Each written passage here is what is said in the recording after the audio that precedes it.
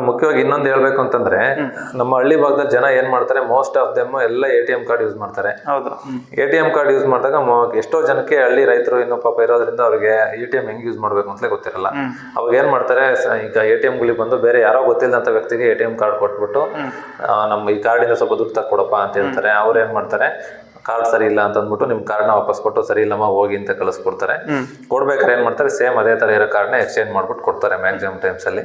ಆ ಕಾರ್ಡ್ನ ಇವರು ಹೆಂಗಿದ್ರು ಪಿನ್ನು ಕೇಳ್ಕೊಂಡಿರ್ತಾರೆ. ಅವ್ರು ಹೋದ ತಕ್ಷಣ ಏನಿರುತ್ತೆ, ಮ್ಯಾಕ್ಸಿಮಮ್ ಅಮೌಂಟ್ ಏನಿರುತ್ತೆ ಅವ್ರ ಅಕೌಂಟ್ ಅಲ್ಲಿ ಎಲ್ಲಾ ಅಮೌಂಟ್ ಅನ್ನು ಡ್ರಾ ಮಾಡ್ಕೊಂಡು ಆತರ ಚೀಟಿಂಗ್ ಮಾಡೋ ಚಾನ್ಸಸ್ ತುಂಬಾ ಜಾಸ್ತಿ ಇರುತ್ತೆ. ಆದ್ರಿಂದ ಸ್ವಲ್ಪ ನಮ್ ಜನಗಳು ದಯವಿಟ್ಟು ಅವ್ರ ಮನೆಯವರು, ಅವ್ರ ಮನೆ ಕುಟುಂಬದವ್ರು ಯಾರಾದ್ರೂ ಗೊತ್ತಿರತಕ್ಕಂಥ ವ್ಯಕ್ತಿಗಳಲ್ಲಿ ಕರ್ಕೊಂಡ್ಬಂದು ಡ್ರಾ ಮಾಡಿಸ್ಕೊಳ್ಳಿ ಅಮೌಂಟ್. ಇಲ್ಲ ಅಂತಂದ್ರೆ ಬ್ಯಾಂಕಲ್ಲಿ ಹೋಗ್ಬಿಟ್ಟು ಡ್ರಾ ಮಾಡ್ಲಿ ಅದೇ ಪರ್ಟಿಕ್ಯುಲರ್ ಆಗಿ. ಈ ರಿಲೇಟೆಡ್ ಆಗಿ ದಯವಿಟ್ಟು ಯಾರು ಆತರ ಅನ್ನೋನ್ ಪರ್ಸನ್ಸಿಗೆ ಕೊಟ್ಬಿಟ್ಟು ತಮ್ಮ ATM ಅಲ್ಲಿ ಇರ್ತಕ್ಕಂಥ ದುಡ್ಡನ್ನು ಡ್ರಾ ಮಾಡಿಸ್ಕೊಳ್ಳೋದು ಬೇಡ ಅಂತ. ಹಾಗೇನೆ ಶಾಲೆಗೆ ಇತ್ತೀಚೆಗೆ ಇನ್ನೊಂದು ಟ್ರೆಂಡ್ ಏನಾಗಿದೆ, ಹೆಣ್ಮಕ್ಳಿಗೆ ಚಿಕ್ಕ ಮಕ್ಕಳಿಗೆ ಮೊಬೈಲ್ಗಳು ಕೊಡೋದ್ರಿಂದ ಇತ್ತೀಚೆಗೆ ಅವರು ಏನ್ ಮಾಡ್ತಿದ್ದಾರೆ, ಎಷ್ಟೊಂದು ಜನ ಮೊಬೈಲ್ ಯೂಸ್ ಮಾಡಿ ಸೋಷಿಯಲ್ ಮೀಡಿಯಾದಲ್ಲಿ ಯಾರೋ ಪರಿಚಯ ಆಗೋದು, ಇನ್ಸ್ಟಾಗ್ರಾಮ್ ಅಲ್ಲಿ ಪರಿಚಯ ಆಗೋದು, ಇವನ್ನೆಲ್ಲ ಯೂಸ್ ಮಾಡ್ಕೊಂಡು ಏನ್ ಮಾಡ್ತಾರೆ, ಅವ್ರನ್ನ ಸ್ವಲ್ಪ ಮೈಂಡ್ ವಾಶ್ ತರ ಮಾಡ್ಬಿಟ್ಟು ಅಥವಾ ಸ್ವಲ್ಪ ಅವ್ರು ವೇಗೆ ಕರ್ಕೊಂಡು ಅವ್ರದ್ದು ಪರ್ಸನಲ್ ಫೋಟೋಸು, ನ್ಯೂಡ್ ಫೋಟೋಸು ಎಲ್ಲ ಶೇರ್ ಮಾಡಿಸ್ಕೊಂಡು ಆಗಿರೋದು ತುಂಬಾ ಇದೆ. ಇದರಲ್ಲಿ ಮ್ಯಾಕ್ಸಿಮಮ್ ಕೆಲವರು ಲವ್ ಮಾಡ್ತೀನಿ ಅಂತ ಇದ್ ಮಾಡ್ಬಿಟ್ಟು ಕೊನೆಗೆ ಅವ್ರಿಗೆ ಟಾರ್ಚರ್ ಮಾಡಿ ತುಂಬಾ ಸಮಸ್ಯೆ ಆದಂತವು ತುಂಬಾ ಇದಾವೆ. ಆಮೇಲೆ ದುಡ್ಡಿಗೋಸ್ಕರ ಡಿಮ್ಯಾಂಡ್ ಮಾಡ್ತಕ್ಕಂಥವು ತುಂಬಾ ಜಾಸ್ತಿ ಇದಾವೆ. ಆದ್ರಿಂದ ಏನಾಗುತ್ತೆ, ತಮ್ಮ ಮಕ್ಕಳು ಏನ್ ಮಾಡ್ತಿರ್ತಾರೆ, ಆ ಮೊಬೈಲ್ ಏನ್ ಯೂಸ್ ಮಾಡ್ತಾರೆ, ಯಾವ ಏನಕ್ಕೆ ಬಳಸ್ತಾರೆ, ಅದನ್ನ ದಯವಿಟ್ಟು ತಿಳ್ಕೊಳ್ಳೋದು ಪೇರೆಂಟ್ಸ್ಗೂ ಅಷ್ಟೇ ಇಂಪಾರ್ಟೆಂಟ್ ಆಗುತ್ತೆ. ಒಟ್ನಲ್ಲಿ ಪೇರೆಂಟ್ಸ್ ಸ್ವಲ್ಪ ಮಕ್ಕಳ ಬಗ್ಗೆ ಏನು ವಿಷಯ ಇದ್ ಮಾಡ್ತಾರೆ, ಮೊಬೈಲ್ ಎಷ್ಟು ಯೂಸ್ ಮಾಡ್ತಾರೆ, ಯಾಕೆ ಯೂಸ್ ಮಾಡ್ತಿದ್ದಾರೆ ಅನ್ನೋ ಅವೇರ್ನೆಸ್ ಮಾಡಬೇಕು. ಎಸ್ಪೆಷಲಿ ಇದರಲ್ಲಿ ಹಾಸ್ಟೆಲ್ ಇರ್ತಕ್ಕಂಥ ಮಕ್ಕಳುಗಳು ಸ್ವಲ್ಪ ಜಾಸ್ತಿ ಆಗಿದೆ. ಈಗ ನಾವು ನೋಡ್ತಿರೋ ಪ್ರಕಾರ ಹಾಸ್ಟೆಲ್, ಯಾಕಂದ್ರೆ ಅಲ್ಲಿ ಪೇರೆಂಟ್ಸ್ ಇರಲ್ಲ, ವಾರ್ಡನ್ ಇರ್ತಾರೆ, ಅವರು ಪರ್ಸನಲ್ ಯಾರು ಕೇರ್ ಮಾಡಲ್ಲ, ಅವ್ರದ್ದು ಬಿಸಿಲಿ ಅವ್ರು ಇರ್ತಾರೆ.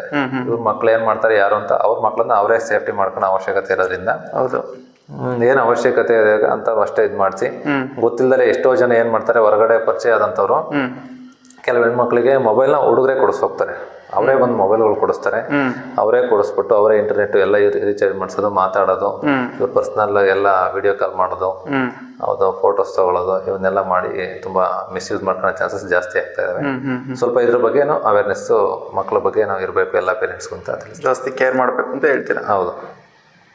ಆಮೇಲೆ ಇನ್ನೊಂದು ಏನ್ ಮಾಡ್ತಿದ್ದಾರೆ, ಇತ್ತೀಚೆಗೆ ತುಂಬಾ ಜನ ತಮ್ಮ ಬ್ಯಾಂಕ್ ಐಡಿಗಳನ್ನ ಬ್ಯಾಂಕಿಗೆ ಡಾಕ್ಯುಮೆಂಟ್ಸ್ ಮಾಡಿಸ್ಬೇಕಾದ್ರೆ ಅಥವಾ ಬೇರೆ ಕಡೆಗೆ ನಿಮ್ಮ ಇವ್ರದ್ದು ಆಧಾರ್ ಕಾರ್ಡ್ಸ್, ಪರ್ಸನಲ್ ಬಿಲಾಂಗಿಂಗ್ಸ್ ಗಳನ್ನ ಕೊಡ್ತಾ ಇದಾರೆ. ಈ ತರ ಡಾಟಾನ ಕೆಲವೊಬ್ರು ಯೂಸ್ ಮಾಡ್ಕೊಂಡು ಏನ್ ಮಾಡ್ತಾರೆ, ಮೋಸ್ಟ್ ಕೆಲವು ಬ್ಯಾಂಕ್ ಪರ್ಸನಲ್ಸ್ ನ ಇನ್ವಾಲ್ವ್ ಮಾಡ್ಕೊಂಡು ಒಂದಿಷ್ಟು fake accounts, mule accounts create ಮಾಡ್ತಾರೆ. ಆ ಅಕೌಂಟ್ಸ್ ಯೂಸ್ ಮಾಡಿ ಅವನ್ನ ಇವರು ನೆಕ್ಸ್ಟ್ ಸಪೋಸ್ ಈ ತರ ಸೈಬರ್ ಕ್ರೈಮ್ ಫ್ರಾಡ್ಗೆ ಬಳಸ್ಕೊಳ್ಳೋ ಚಾನ್ಸಸ್ ಜಾಸ್ತಿ ಇರುತ್ತೆ. ಆಮೇಲೆ ಇನ್ನೊಂದು, ಮೊನ್ನೆ ನಮ್ಮಲ್ಲೂ ಒಂದು ಕೇಸ್ ಬಂದಿತ್ತು. ಸಪೋಸ್ ಅವ್ರದ್ದು ಒಂದು ಫ್ರಾಡ್ ಮಾಡ್ಬಿಟ್ಟು ಅವ್ರದ್ದು ಇಲ್ಲಿಗಲ್ ಆಗಿ ಅವ್ನಿಗೆ ಗೊತ್ತಿಲ್ಲದೇನೆ ಇದು ಯೂಸ್ ಮಾಡ್ಕೊಂಡು ಒಂದು ಕರೆಂಟ್ ಅಕೌಂಟ್ ಓಪನ್ ಮಾಡ್ಕೊಂಡು ಅವನ ಅಕೌಂಟ್ಗೆ ಸಪೋಸ್ ಈಗ ಒಂದು 30 lakhs 35 lakhs ಟ್ರಾನ್ಸಾಕ್ಷನ್ ಮಾಡಿದ್ದಾರೆ. ಅದು ಮಾಡಿರೋದೇ ಬೇರೆ ವ್ಯಕ್ತಿ. ಈಗ ಇವನ ಹೆಸರಲ್ಲೇ ಮಾಡಿರೋದ್ರಿಂದ ಇವನ ಹೆಸರಿಗೆ ಒಂದು 10 lakh rupees ಏನೋ GST ಬಂದಿದೆ, ಕಟ್ಟಿ ಅಂದ್ಬಿಟ್ಟು ಅದನ್ನ ಕಟ್ಟಿ ಅಂತ ಹೇಳಿದ್ಮೇಲೆ ಇವನಿಗೆ ಗೊತ್ತಾಗಿರೋದು ಏನೋ ನನ್ನ ಹೆಸರಲ್ಲಿ ಅಕೌಂಟ್ ಕ್ರಿಯೇಟ್ ಆಗಿದೆ ಅಂತ. ಆದ್ರಿಂದ ಬರೀ ನಾವು ಒಂದೇ ಎತ್ತರ ಯೋಚನೆ ಮಾಡೋದಲ್ಲ, ಎಲ್ಲ ಆಸ್ಪೆಕ್ಟ್ ಅಲ್ಲೂ ನಮ್ಮ ಡಾಕ್ಯುಮೆಂಟ್ಸ್ ಒಂದ್ ಕಡೆ ಕೊಡ್ತಾ ಇದೀವಿ ಅಂದ್ರೆ ಅದು ಏನಕ್ಕೆ ಯೂಸ್ ಆಗ್ತಾ ಇದೆ, ಏನಕ್ಕೆ ಯೂಸ್ ಆಗ್ತಾ ಇಲ್ಲ, ಪ್ರತಿಯೊಂದು ತಿಳ್ಕೋಬೇಕು. ಆಮೇಲೆ ಪ್ರತಿ ಒಂದು ಲಿಂಕು, ಮೆಸೇಜಸ್ಸು, ಏನು ಇವತ್ತು ಪ್ರೆಸೆಂಟ್ ಇಂಟರ್ನೆಟ್ ಅಲ್ಲಿ ನಾವು ಯೂಸ್ ಮಾಡ್ತಾ ಇದೀವ, ಪ್ರತಿ ಒಂದು ವಿಷಯನೂ ಒಂದ್ಸಲ ಚೆಕ್ ಮಾಡಿ ಇದು ಯಾಕೆ ಬಂದಿದೆ ಏನು ಅಂತ ಅದ್ರಲ್ಲಿ ಇರ್ತಕ್ಕಂಥ ಟರ್ಮ್ಸ್ ಅಂಡ್ ಕಂಡೀಷನ್ ಓದಿ ಮುಂದಕ್ಕೆ ಹೋಗೋದ್ರಿಂದ ಅಟ್ಲೀಸ್ಟ್ ನಮಗೆ ಗೊತ್ತಿಲ್ಲ ಅಂತಂದ್ರೆ ಯಾರಾದ್ರೂ ಗೊತ್ತಿರೋರ ಹತ್ರ ಕೇಳ್ಕೊಂಡು ಮಾಡೋದ್ರಿಂದ ಹಳ್ಳಿ ಭಾಗದಲ್ಲಿ ಇರ್ತಕ್ಕಂಥ ರೈತರೇ ಆಯ್ತು, ಪ್ರತಿಯೊಬ್ರು ತಮ್ಮ ಡಾಟಾಗಳನ್ನ ಸುರಕ್ಷಿತವಾಗಿ ಇಟ್ಕೊಂಡು ತಮ್ಮ ಅಮೌಂಟ್ಗಳನ್ನ ಅವ್ರು ಉಳಿಸ್ಕೋಬಹುದು, ಸೇಫ್ಟಿಯಾಗಿ ಇಟ್ಕೋಬಹುದು. ಹಾಗೇನೆ ಮುಂದೆ ಏನು ಈಗ ಅನ್ಯಾಯಸ್ಥರಾಗಿ ನಮ್ಮ ಇದ್ರದ್ದೇ ನೀವು ನೋಡಿದ್ರೆ ಇವತ್ತು nearly lakh crores together amount ಇದು ಸೈಬರ್ ಫ್ರಾಡ್ ಇಂಡಿಯಾದ ಮುಂದೆ ಹೋಗ್ತಾ ಇದೆ. ಇದನ್ನ ಮ್ಯಾಕ್ಸಿಮಮ್ ನಾವು ಅವಾಯ್ಡ್ ಮಾಡ್ಬೋದು.